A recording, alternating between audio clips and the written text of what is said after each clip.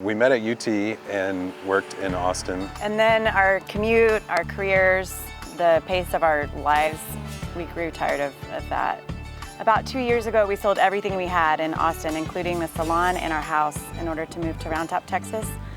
The draw to come here, at least partially, was for us to create something unique to our love, our passion, and also to kind of simplify our lives a little bit. We talked about moving to the country for years and finally pulled the trigger.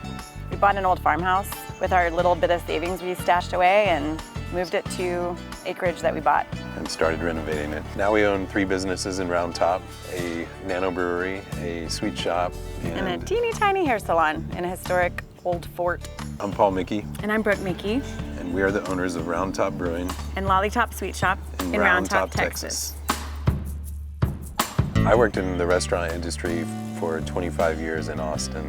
I went to beauty school, did hair after we met at school, and over time, just feeling locked into a certain pace and daily routine that was hard to be creative outside of that because it was consuming. She always got to work for herself. I always worked for other people, and I wanted the opportunity to build our own business and take in all the joys of owning your own business rather than running somebody else's. As Austin grew, traffic grew, and the roads didn't get bigger, which resulted in sitting on Mopac for hours.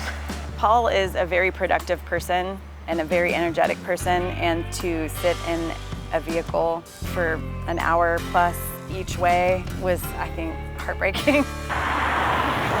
We had heard about Round Top for years and had started coming out here, and it took about 6 years or so to really dial it in.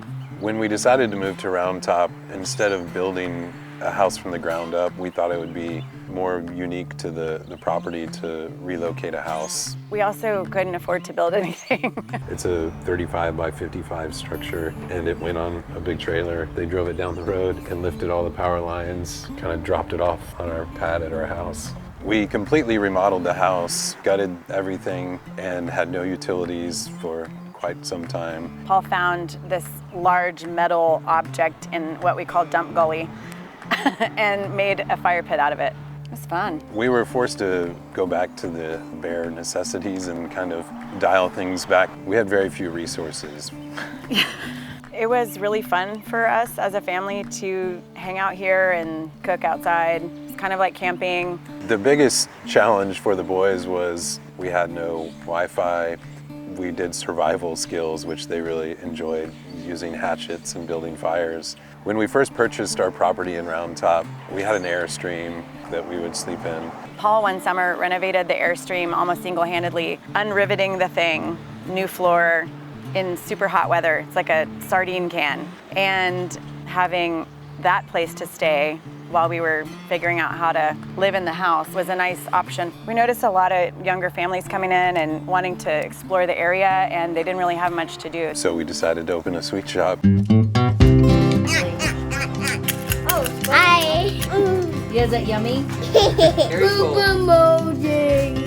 We started the idea as a candy shop. We started stocking specialty candies, vintage candies, novelty candies. And then we became the Temple of Chocolate.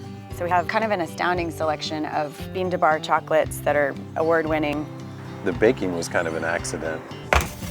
We had a small space in the back that appeared to be a kitchen. We just started baking, and what we made in one day, we sold everything in an hour, and then the next day we made 3 times that amount and sold everything, and decided we should do some more baking. House-made buttermilk biscuits, farm eggs from Yonderway Farms, house-made sausage, and sharp cheddar. We've also found a way to give people breakfast, which was something that was lacking here, I guess, and it's been really fun to see regulars come in day after day. I always say this was a shot of joy that we didn't even know everyone needed. People come in happy to be in a sweet shop and they leave happier, so it's cool.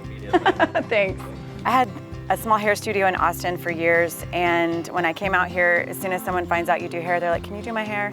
So I said, well, I don't really have a place to do it here, and the opportunity came up for a small space that I could afford, and that was cute, and so I opened a small studio here and built a clientele. And I built it for her. He did. The brewery building got moved here and worked on extensively, and that was moved from about 1.5 miles away. We have wanted to open a brewery for 15 to 20 years. This is where we make the beer, store the beer, test the beer. We're starting Round Top Brewing as a nano brewery, focusing on small batch beers, being able to rotate through different styles, all handmade, all from scratch, using local when possible. We are inside the brewery. We have our test batch system. It's where you do your experimenting. We've been home brewing for over 20 years. This is our Round Top Brown Ale. There used to be a brewing legacy in Round Top. We thought that was kind of cool and we did a lot of research on it. So we will be bringing back that tradition to this small community and we'll be the one. We are still in a construction zone, but this is the interior of the tap room.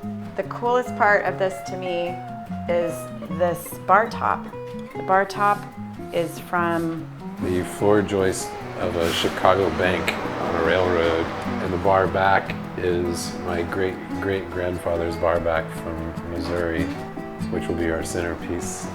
The goal is to have acoustic music up on the patio, Adirondack chairs around the fire pit, washers and horseshoes and games. maybe even a tree swing. We built the brewery in this layout so that you could see the tanks from the street. Going to breweries has become an experience, and people travel all over the world just to visit different breweries, so we really kind of wanted to make it a fun destination. Special and unique to us and to Round Top. I think Austin's close to 1.2 million now, which really isn't huge for a city that has as much to offer as that city does. Round Top population's 91 since my parents moved here and took them over the 90. When our friends visit, they love it here. They're like, how can we move here? A lot of them say, do you guys realize you're living the dream? Like, the dream. You have to be willing to give up certain city conveniences. There's no run to the grocery store real quick. There's no food delivery, Uber. The pace of life is amazing and it feels just relaxing. We're doing things in Round Top that were here 100 years ago, bringing back brewing, bringing back a bake shop. On a small scale for a small community.